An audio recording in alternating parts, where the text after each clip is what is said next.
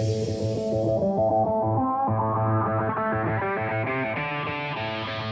I'm Trevor Hunter. And I'm Jimmy Lewis. And this is the Dirt Bike Test Podcast. And today we're talking about the 2021 Yamaha YZ450F. We just wrapped up our first day of riding on the new machine out at Glen Helen Raceway today. We had 3 different test riders spanning different sizes, weights, skill levels, speeds, etc. And we've put quite a few hours on the Blue Crew machine today. Well, as many hours as you can at Glen Helen without knocking yourself silly, which I managed to do. And this is an interesting bike because the YZ450 seems to do really good in magazine comparisons, but top level racers seem to struggle with it. So it's kind of an interesting bike, and you never really can trust your editorial sources. Maybe it's just because the Yamaha PR and testing guys are so nice to hang out with. They make everybody feel good, and that's why the bike does good. But those guys have even been involved in some of the testing for the factory teams. So what's new for 2020, Trevor? Not a whole lot. Or 21, actually. Yeah, so the 2020 machine was heavily updated. But for 2021, they stuck to just a new look. They updated the plastics to have blue side plates and number plates. And then the forecards are black. And then just some new graphics. So that's the changes for 2021. And they also introduced what they call a Monster Edition, which is the same YZ450F as the standard edition, just with the black Monster replica graphics. I think it costs about $200 more. And really, then Yamaha said it's not a factory edition because we want you to be able to modify it the way you want to. Onto the power. This might be where kind of the Yamaha shines for a multitude of reasons. One, the engine is phenomenal, just how much power it packs into the rearward slanted engine. But also with the ability to tune the bike with Yamaha's Power Tuner app that you get on the App Store. It's a free app. This is the cool thing about it is that app is free, and that app is really determining me for myself and for most riders how much we like this bike. And I know in 20 the changes to the engine made it what we'll call a little bit more aggressive. And I didn't ride the 20, so the 2021 was my first try on this thing, and it definitely is a little bit more aggressive. So much so that I always talk about wrist to rear wheel connectivity, and the Yamaha has that in spades, like a lot of it. Maybe too much? Yeah, I'd almost say too much for myself as well. And you're a small bore rider. You're riding the 250 two-stroke a lot, and then also 250 four-stroke. So you always say, man, 450s are too much for me. And this bike, I ride 450s all the time, and I think this bike is a little bit too much. But then again, we're not really pro-level motocrossers, and that too much for us is just enough or maybe just right for them.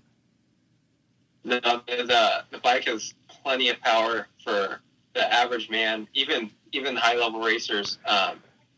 I feel like it has plenty of power for them too. And like you said, the Power Tuner app, you can adjust it to how you want the bike to react and to respond. We were joking around all day that none of us could keep the front wheel on the ground just with the stock mapping, just because the bike has so much power in it. It was coming up off the ground, and it was. So with the app, they had a couple different maps. They put a TP3. I don't really know the numbers. I wasn't paying attention to it because I typically don't like the TP maps, which just stands for Travis Preston, one of their development guys. It's like his maps usually go off in a different direction from what I'm looking for. But then they put one that they called a magic map in, and they were both, I believe they were both supposed to be a little bit mellower, but I was still having the same problem where when I'm coming out of a turn, especially going up the hills, I couldn't just really get on the throttle all the way. I had to almost modulate the throttle so it wasn't lifting the front wheel, and I don't like to have to do that. I like to just, okay, I'm pointing in the right direction. I want to twist it and go. No, I felt the same way with the stock map and even the TP 3.0 map. They were still way too aggressive for me. I think the best we had it was with that magic map in there. And for me, when I ride a 450, I kind of like to ride a gear high, try and be a little smoother on the throttle and kind of roll my corners a little better. So with the Magic map, I was able to have enough power to ride a gear high, especially big corners, and kind of open the throttle as I saw fit and keep the front wheel on the ground for most of the time. I still had it coming up quite a bit, but as much improved over the stock and the TP3 maps. And I went kind of one step more from one of those maps. And if you're interested in that map, for sure email us, and I have a copy of it, where I actually kind of shifted the where it kind of really starts picking up. I moved the fueling and stuff around. It's mostly, for me, it was mostly around 3/4 throttle, 3/4 RPM-ish thing. We started playing with trying to slow that RPM down by adding some fuel and maybe taking some ignition away. And it definitely made a difference. And the coolest thing about everything with the Yamaha is it has the button like the YZ450F has had for a little while, where it's just one quick click of the button and you can go from map A to map B, or 1 or 2, however they call it. And that way you can have, I would have a first half of the moto or first lap map in there, a start map, first lap map. And then I would probably have the map that I could click off the best lap times in, which would be the second map that I had in there, and just very quickly click it. And a lot of other bikes don't allow you that ease of having different maps that's done through your phone and a button to push. So whatever we say about the motor, like, dislike, aggressive, mellow, whatever, it's like you can kind of tune it into whatever you want. So the motor becomes a factor of what amount of testing you're willing to put in to get the delivery you want. I don't think it's the highest horsepower 450, but you'd be hard pressed to tell me that when you're twisting the throttle and going wide open. It's making all kinds of power, and it literally can be delivered however you like. Moving on to suspension, Yamaha is stuck with their tried and true Kyoba components, front and rear. I've seen a lot of praise from both the media and consumers over the years. And out here at Glen Helen today, there are a lot of pros, really choppy, rough track. We were able to get a good feel for how the suspension worked.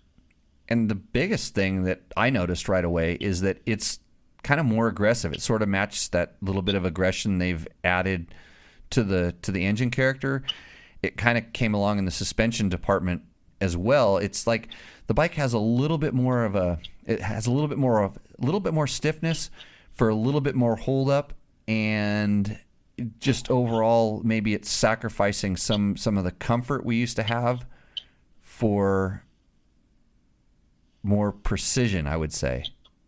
Yeah, I think going off the 2019 model, it kind of rode like a Cadillac and do everything well, especially if you're not super aggressive or super pro level rider. It worked really well. It could transition to a lot of different skill levels and speeds, whereas now this is more like a sports car where it's kind of racy and you dive in and out and just be more aggressive on the bike. And we'll get into it a little bit more on the handling, but I think that the changes to the chassis, to a certain extent, work hand in hand with the suspension. And it's not that it's, I just want to say it's almost like it's going more in the direction of where the Showa components are, where it has a little bit more initial stiffness that kind of, it's like but it doesn't have the dead feel in the beginning.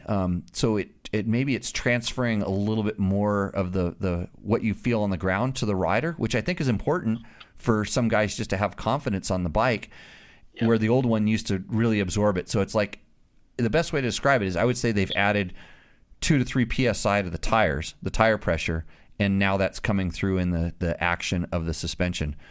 And other than that, it kind of still does the same stuff. It seems like it has really good control of the stroke. There's excellent, if not more, bottoming resistance in my feel. And for I'm the heavier side at 200 pounds. I went initially. I started going, I think I need to go a little bit softer, and I didn't really like what that was accomplishing in the handling side of things, so I just left it, and by the end of the day I was right back to stock after playing around with a lot of different clickers. Yeah, in fact, for myself and our other test rider, Tyler Belknap, we're like right around this 160 pound range, so we're kind of in the lighter side of the scale for this bike, and we actually softened up the compression front and rear 4 to 5 clicks, and we were able to get a little more comfort out of that. As you said, kind of adding it almost felt like adding tire pressure. We tuned that out with the going back out on the compression. in the handling department, the YZ450 does everything pretty well. It's kind of like an all-around chassis where it corners good, it's stable. It just does, everything well. I think the theme on this is it's become more consistent, and I always felt that Yamaha's, and I've liked the way that they've turned ever since they flipped the engine around, and they always seemed like for most riders there was always something like the turn entries weren't that good, or they really weren't that good in the middle of the turn, or then they had a problem exiting the turn, and all these changes they were always sort of chasing one to fix the other, and it's always had the same amount of stability. I wouldn't say it's the most stable bike or unstable by any means. So it's kind of like this middle of the road handling character. And it seems like they put the whole turn together now. It's like maybe it's not the best any place, but it's at least very consistent. And it doesn't matter whether you're turning in a rut or you're kind of in a kind of sandy, hoopy turn, or maybe it's a flat turn with chop. It kind of does all of them quite well. Yeah, I think going back to that, just being more aggressive is where it kind of helps, especially in corner entry and coming into the corners. It kind of can be more precise, as you said, and just kind of you can tell the bike where to go. And you can pick your line. It's not a mystery, and never that it wasn't a mystery. It was ever like a mystery with that. Some of those bikes went into the turn really good, and then you'd be in the middle of the turn, and it's like now I'm struggling, or it would do the first two things we just talked about, and you get to the end of the turn, it's like I'm not going the direction I want to be going right now and now I have to correct with some throttle. And this is where, when we talk about handling be a combination, a package of everything, the more friendly I was able to make the engine character with the power tuner, the more the turning really started to come around for me. And a lot of it kind of settled on keeping the front end down, or at least keeping the front end where I wanted it based on my throttle control. And it works really good. I think the bike feels, and the positive of that stiffer active suspension, the more hold up, makes the bike feel lighter. And I really did notice that the bike felt a little bit lighter than the older version. Yeah, for sure felt a lot lighter, a lot more agile, and kind of, you can, as we said, you can pick your line and go there, whereas before it was kind of just mushy and comforting, but it wasn't super precise. Yeah. Some of the things the Yamaha gets bagged on for is it's a little bit wider bike. Visually, for sure, it looks wider because you've got airbox channels running up to where the gas tank used to be. They've got, that's narrowed up a little bit. It's gotten a little bit better, but I still do notice it. Doesn't bother me, but I notice it. Some other interesting traits I found are it does make airbox noise. It sounds different to the rider. It sounds louder because you're hearing some of it. But I also feel that that's minimized a little bit from in the past as well. No, I feel all those same things, but like you said, it's not really. Once you spin a lap or two, it kind of just becomes normal. I don't really feel it affects the performance or my riding ability. And you're a Yamaha guy that's riding KTMs now, so you get used to it quick. And at the suggestion of Jody Weisel from Motocross Action, we threw a taller seat on the bike. Jody was actually out there kind of cruising around, and I always joke with him, and I say, Jody, what do we do to this thing? What's the MXA setting? And he goes, put a taller seat on it. And it was funny because my knees were telling me to do that because it feels like the cockpit is actually a little bit cramped. Tall bars, low seat, and that really started fixing some of that. Yeah, my legs were telling me, my short end team were telling me to not put that tall seat on. But once we did, it really opened up the cockpit and just made everything feel where it should be. Like I said, the seat's kind of low, which doesn't bother me, but the bars do feel really high. That's something I would have changed. If it's like a personal bike, I'd put lower bars on there. But once you put the tall seat on, it kind of corrected that position to where the bars feel in a good spot and the foot peg of the seat were like optimal distance. For me, it wasn't so much that I was kind of hoping it would hold me up a little bit higher on the bike and my knees wouldn't have to do so much work, going from sitting to standing. But what it did, because I think the seat foam was softer, is when I started accelerating, I got stuck. The seat actually worked like a little bit like a pocket, and it was holding me up a little bit higher, but it kind of like worked like a pocket, held me onto the bike. And I think since the foam was softer, I was still kind of sinking down to that point. And, the half an inch or, 3/4 of an inch taller, whatever it wasn't as significantly different, but it was definitely a good improvement. In conclusion, we're a fan of the Yamaha today. We could see it won our 2019 450 comparison, and since then it's undergone quite a few changes. And we say it's led to a more aggressive in nature motorcycle, but it still retains some of those Yamaha traits that we've come to know. Yeah, I think I want to say it's getting a little bit more polar, but it's going the direction everybody's going. That little bit of more aggressive in the suspension might turn off some of the more novice or vet guys that were liking that cushiness. But that's not to say you can't tune that back into the current suspension. But I think when you start changing that, you're losing the sort of the direction where the motor's a little bit more aggressive, the chassis is a little more aggressive, the suspension's a little bit more aggressive. And so kind of take that for what it's worth. I think you're going to find, since they're designing and developing these bikes to start performing at the highest level, with their pro level racers and, aspiring pro level racers, this is the direction everything's sort of going. So that's what a motocross bike is these days. No, it certainly fits the trend of what we see a lot of other manufacturers doing. And like you said, it works well for a lot of people, and some people may not favor it a whole lot, but it's not to say that they can't make it work for them just with some fine tuning and no, the gem of that is the Yamaha Power Tuner app. So you can, you're never going to, the chassis is the chassis, there's ways to do it. But between clicking the suspension and tuning the motor, you can probably turn that bike into just about anything you need to in the motocross realm. And I think for that, Yamaha's done a really good job. So if you enjoyed this podcast, go ahead and share it with your friends. Check us out at www.dirtbiketest.com. And of course, you can follow us on all the different social channels at Dirt Bike Test.